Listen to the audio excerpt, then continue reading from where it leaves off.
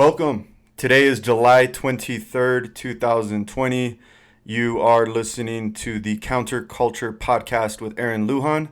I am going to cover the most important news of the day, the news that's getting ignored by the mainstream corporate media, or it's getting reported but spun to fit a particular worldview. I try to keep this under 30 minutes. If you like what you hear, text a friend. Maybe share it on Gab or one of the social media sites. It would be very appreciated by me and your friend. If they're into alternative thinking, if they're into free thinking, if they're interested in hearing alternative points of view on the news that's affecting us globally. Starting us off today is WorldNet Daily. Viral Portland arrest was not by secret police, but by Trump's new packed force. So if we remember recently, the Trump administration's been getting criticized for these, quote, stormtroopers making these secret arrests. They're secret police just kidnapping people off of the streets.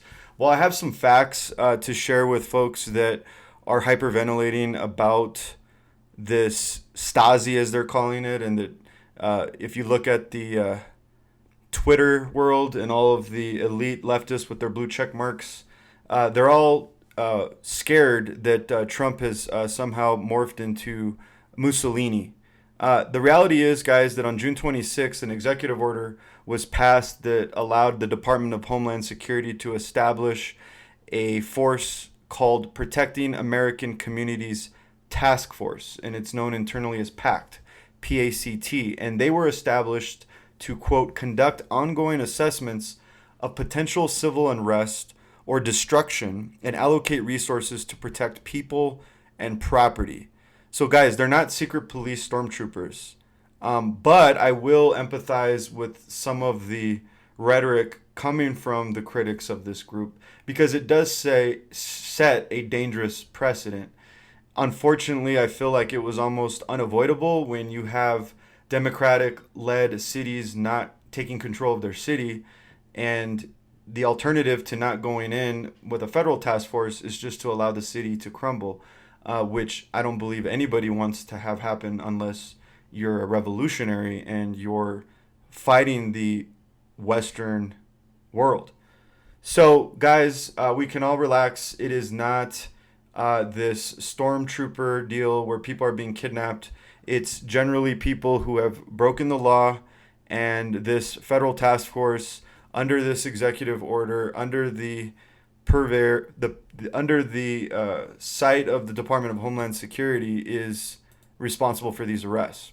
Zero Hedge News is reporting Twitter targets QAnon, nukes 7,000 accounts, restricts 150,000 more. If none of you guys are familiar with QAnon, they first appeared in 2017 on the now deplatformed 4chan website, posting images that implied top clearance knowledge of upcoming events. So essentially, there is this notion that within the intelligence community, within the deep state, those who are tasked to monitor foreign and domestic threats to national security, apparently there's a division within the community. There's what they call the pro-Obama globalist wing of the deep state, and then you have the pro-Trump patriotic wing of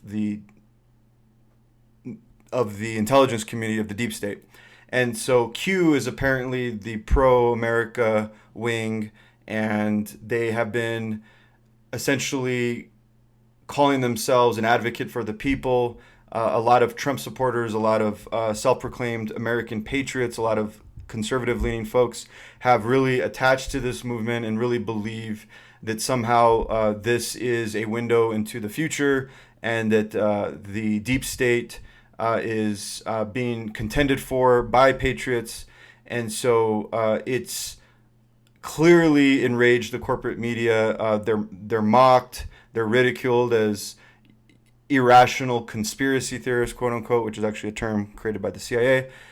So essentially, they are creating a disturbing, multifaceted portrait of a global crime syndicate that operates with impunity. They're the ones that have been talking about Pizzagate and the pedophilia networks, etc., etc. I personally, guys, like to deal in the realm of provable facts. I like to evaluate things that have facts that are not open for debate. And unfortunately, this whole Q thing is a little too conspiratorial for me. Now, I will admit that some of these things have come true. However, I'm not going to hang on every word that Q says. But regardless of the fact, the point of this article is to illustrate that Twitter and Silicon Valley are tyrants. They're not tolerant of any other opinion other than their agenda, their narrative, and they've essentially removed 7,000 QAnon accounts. Were banned in response to, quote, breaking its rules on targeted harassment, end quote. While 150,000 other accounts on Twitter will no longer appear in recommended follows, nor will any of their content be included in trends and search. All this is going to do, you guys, is just attract more people to the Q movement. Once it gets banned, Paul Joseph Watson said the same thing. I agree with him. I do think a lot of it's BS, but Twitter's only going to help this. So once again, the Roadrunner and the Coyote. Zero Hedge again is reporting Facebook's neutral fact checkers have been exposed as ex-CNN staffers and Democratic donors. According to RT, the organization known as Lead Stories was the third-party contractor to Facebook to, quote, fact check your posts. It's an outfit that is stocked to the brim with ex-CNN employees, and the organization presents itself as neutral, yet RT's claiming that most of its employees, quote, most of its employees have donated to the Democratic Party. Not surprised.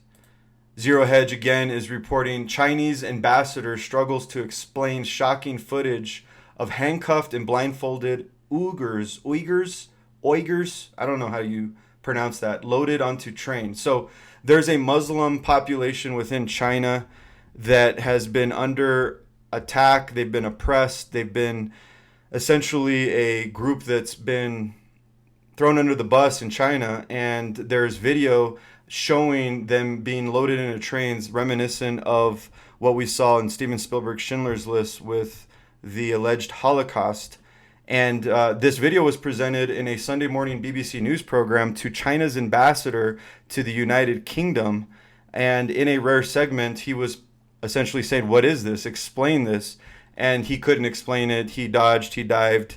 He did a couple Hillary Clinton, LaDainian Tomlinson, jukes, shake and bakes, and never actually gave a straight answer. But the people at BBC and a lot of the critics of the Chinese communist regime have accused China of re-education camps and mass shipments of people and essentially genocide.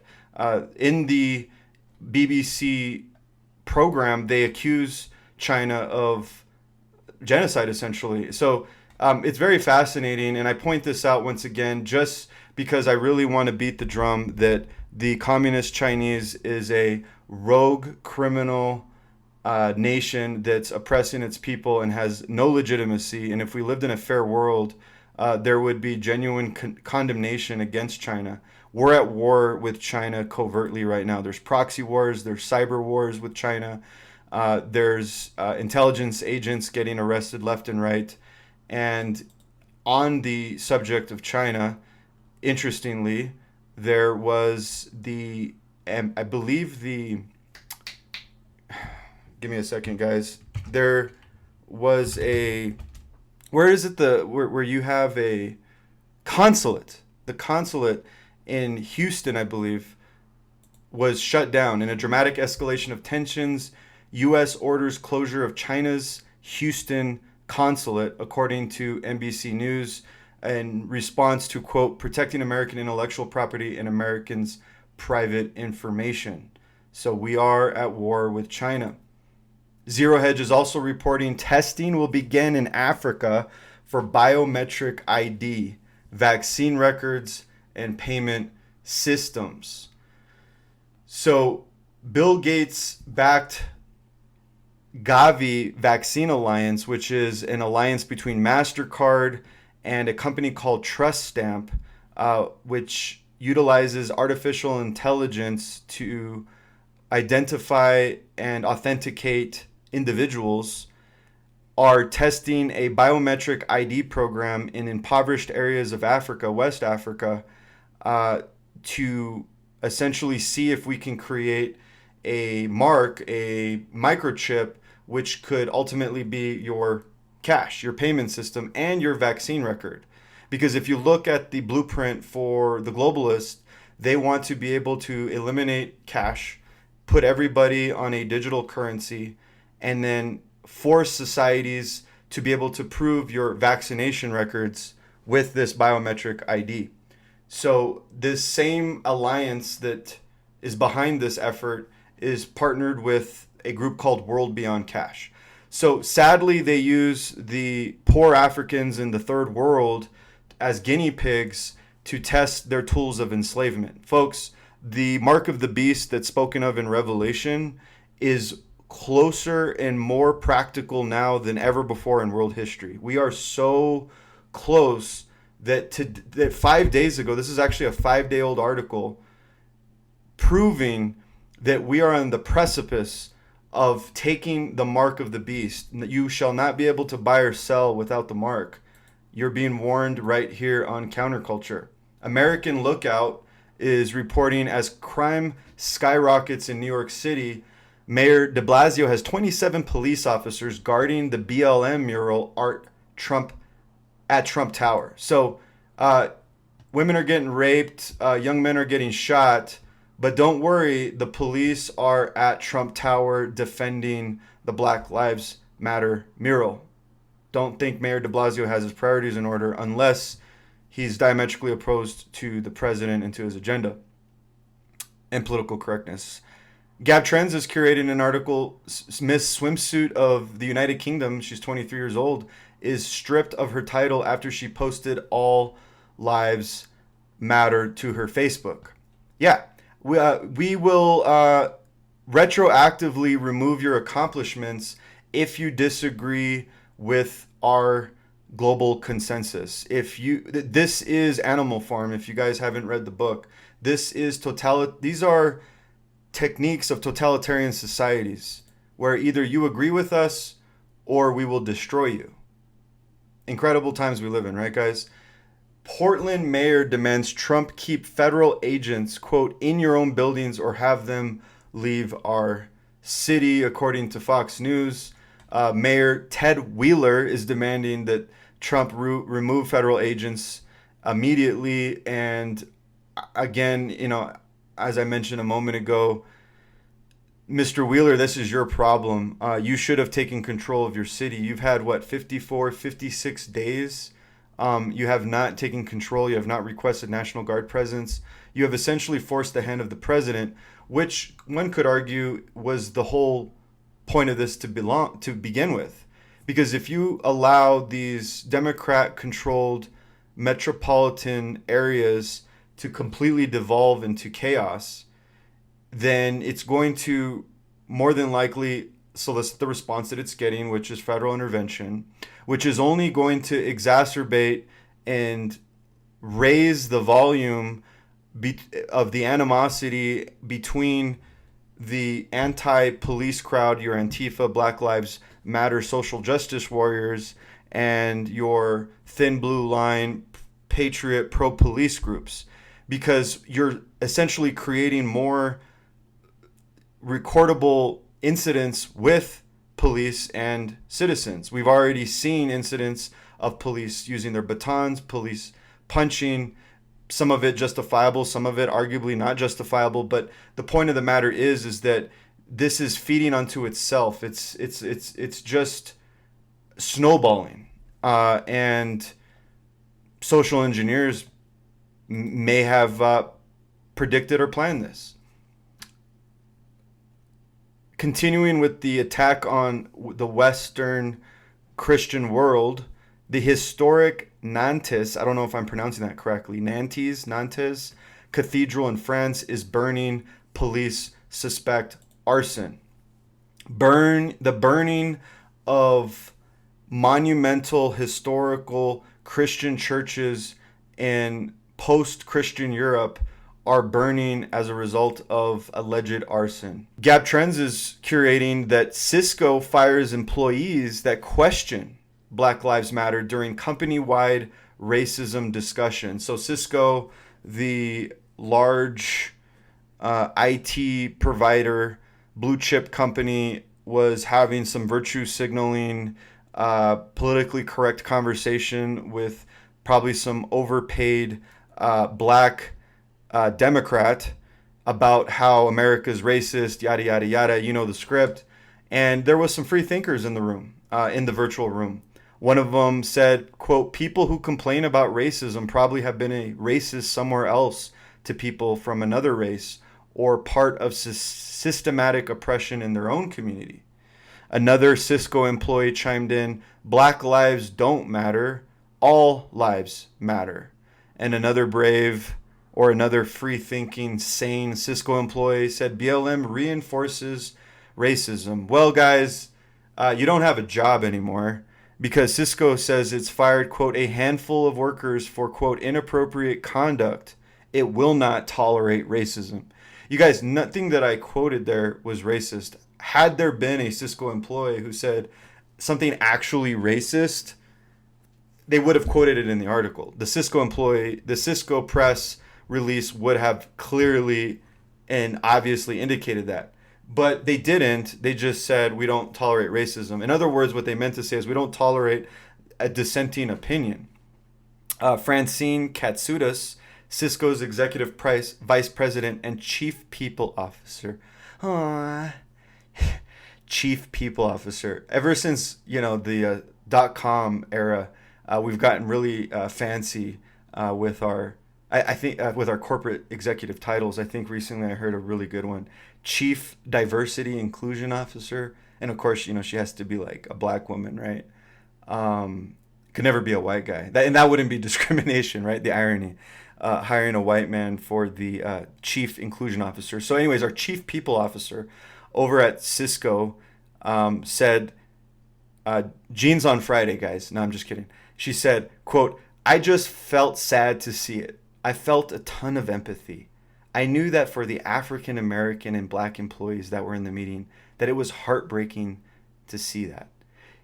Francine, I think you're insulting the intelligence of your black employees. Your black employees are not children. I'm sure some of them have different political opinions other than yours. Some of them may listen to Candace Owens. Some of them may not agree with your politics. In fact, some of them may feel like you're being condescending by saying that just because the color of my skin is black, that I was heartbroken to hear that all lives matter or that that the BLM movement reinforces racism. The irony of all of this virtue signaling, in my opinion, just actually shows that these people are probably actual racists. Gab Trends is also curating Baby Lives Matter was painted outside of Planned Parenthood. That's awesome.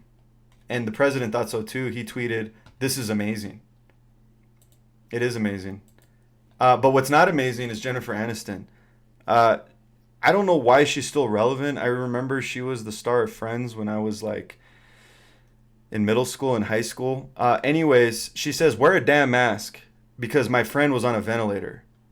Whatever happened to the old liberal values of don't judge me? That's what those right-wing evangelical Christians do. They're always judging. But us liberals, we just want to leave you alone and be free and just live our lives and love is love. Well, that was the 2001 left. The 2020 left would make a 18th...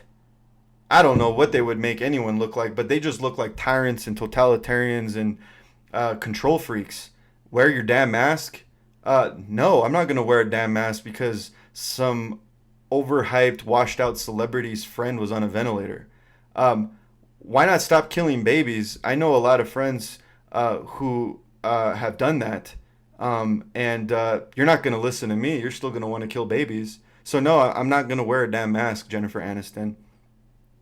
But I will say she looks the same. That's crazy.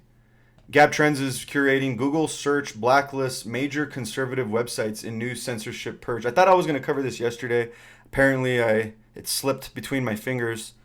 Redstate.com, Breitbart.com, The Daily Caller, and Human Events have all been blacklisted on Google, which essentially means that they will not show up in search results. They will not show up in Google News as sources. And this is all, of course, 4 months before the election. But don't be surprised, because following the 2016 election, Google promised us, they vowed to do everything in its power to stop Trump from winning ever again. So they're keeping good on their word. Google is faithful. They have integrity, at least with regards to manipulating elections and overturning the will of the American people. Well, most people that work for Google aren't even really Americans. They're foreigners on visa programs and whatever, V1, H1, I don't know, H1N1. They're in this country. They don't understand our values. So Google's going to get away with it. Gab Trends is also reporting there's a poll majority of whites believe American society is racist. I think a majority of whites have been propagandized through the public school system and the corporate media to the point where they do believe the lies. Yes. Sheriff's Office confirms to TGP. Oh, man. I forgot what TGP was. Hold on a second. Oh, yeah, the Gateway Pundit. Sorry, guys.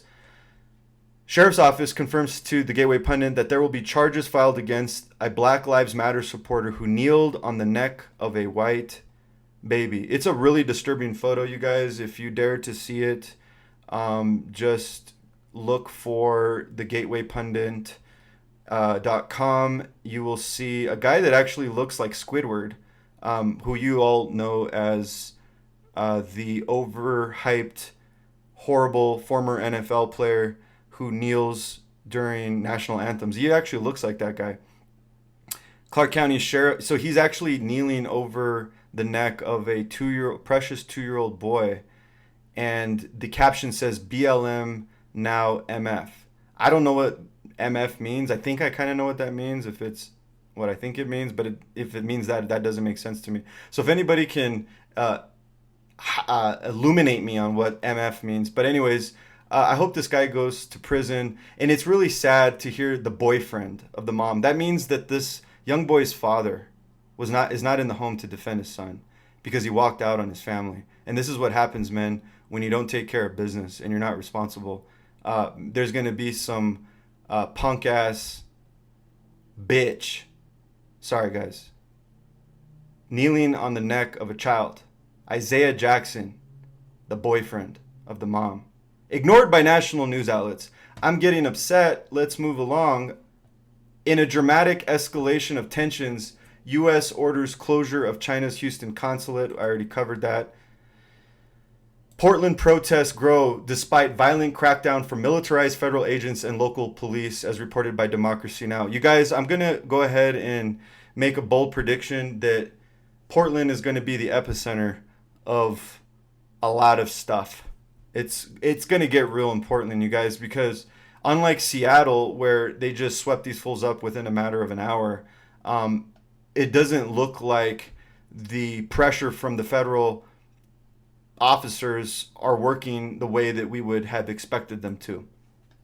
The Western Journal reports Trump signs order excluding illegal aliens from congressional seat apportionment. Great news. I'm not a big fan of executive orders. It's an extrajudicial thing that I don't believe the president has the power to do. But then there's a part of me that says so much has been dismantled, so much of America has been lost, that in order to sort of stop the bleeding, if you will, the president is using executive actions so to prevent illegals, people who are not citizens of our country, from voting in our elections. You don't deserve, you don't entitled, you're not allowed, it's not right, it's not responsible to vote in an election of a nation that you're not a citizen of. So in a twisted, weird way, I am grateful for that executive order. Speaking of yesterday, when I mentioned that there's a huge loss of trust with state governments, Ohio House Speaker Larry Householder arrested in $60 million bribery case. Apparently, there was a politician who was using his power and accepting bribes. I know it's not a surprise, but I guess this dude, Huevos Rancheros, man, he didn't care about nothing. He was like, Vatos Locos forever. He was trying to jack $60 million, and he was doing it in a bailout for 2 nuclear power plants in northern Ohio. Fascinating news. Washington Post, the U.S. prepares to deploy federal agents to Chicago as Trump threatens action in other cities. So, Chi-Town, you're about to see federal agents, stormtroopers, enter your city. Trump got crazy and said, quote, "We're looking at Chicago too. We're looking at New York. All run by very liberal Democrats, all run really by the radical left." Again, as I mentioned a moment ago, maybe we have to. Beetlejuice, that's who I call the mayor of Chicago. If you wonder why I call her Beetlejuice, look her up. Sorry. She can't control her city. So every day, people are dying. Every single day. It's, I think, at a point now where Chicago rivals Kabul, Afghanistan, where we're in an active war in terms of deaths, to give you an idea of Chicago. Last article of the day, ending 2 minutes shy of 30 minutes, guys, is NBC News. Florida's, I'm like a DJ.